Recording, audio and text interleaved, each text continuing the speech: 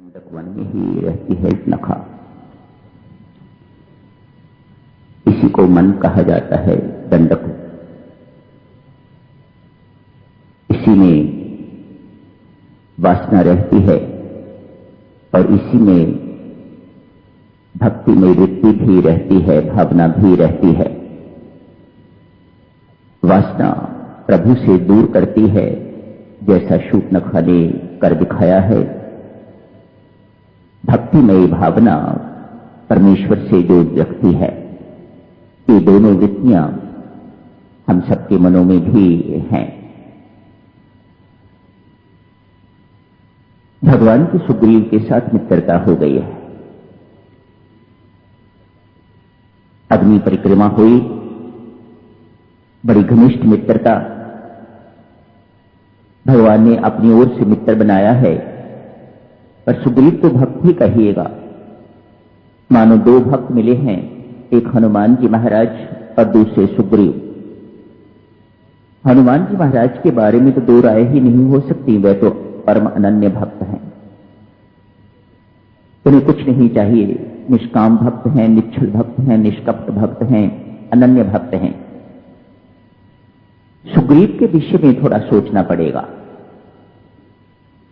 है तो सुग्रीव भी भक्त ही, लेकिन ये ऐसा भक्त है जो भगवान के जब साथ होता है तो भक्ति की भावना बनी रहती है, और जैसे ही थोड़ा बाहर जाता है तो विषयों में रम जाता है, संसार में रम जाता है। अभी आपने देखा, जैसे ही उसको विजय प्राप्त हुई है, अपना काम उसका सध गया है, तो वह जाके महल में बैठ गया हुआ है। अभी लक्ष्मण जी महाराज गए हैं उसे याद दिलाने के लिए, कम आउट, बाहर आइएगा मेहरबानी करके, पर वह तो महल में चले गए। ऐसे भक्त को भी भगवान अपना के रखते हैं। हनुमान जी को तो कुछ नहीं कहा कि तेरे साथ मेरा संबंध क्या है, तेरे साथ मैंने संबंध जोड़ लिया है, कोई शब्द नहीं कहे। हां, तो मुझे लक्ष्मण से भी दुगना प्रिय है, इतना कहा। सुग्रीव को क्या कहा है? तेरे मिलने से पहले हम 4 थे, अब 5 हैं। सुग्रीव जैसे विषयी भक्त को भगवान ने अपना भाई बना लिया। अब हम 5 हो गए, पहले 4 थे, अब 5। इसी मित्रता के बलबूते पर सुग्रीव बाली को जाके ललकारता है।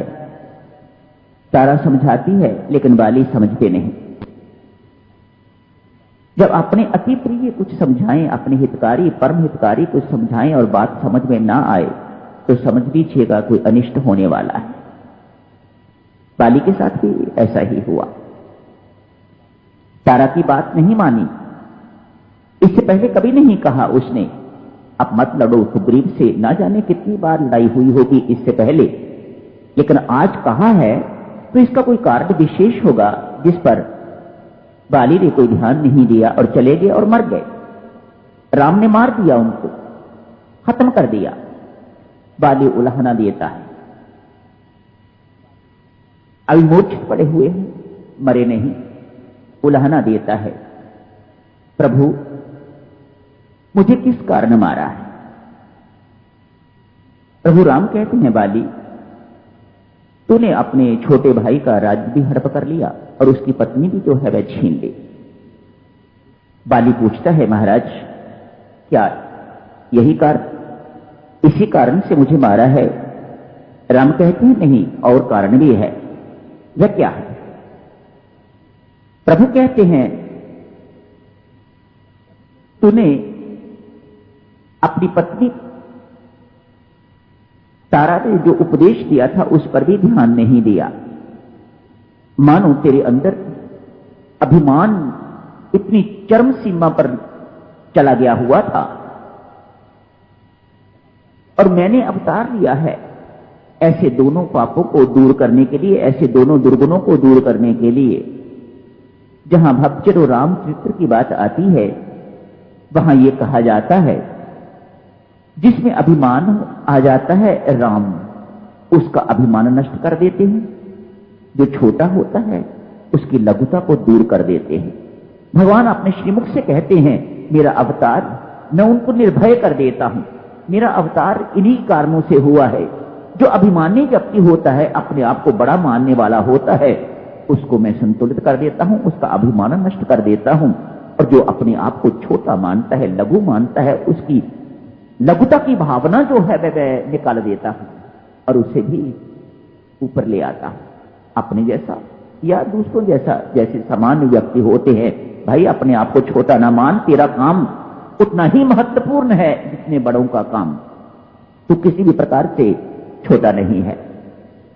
वानरों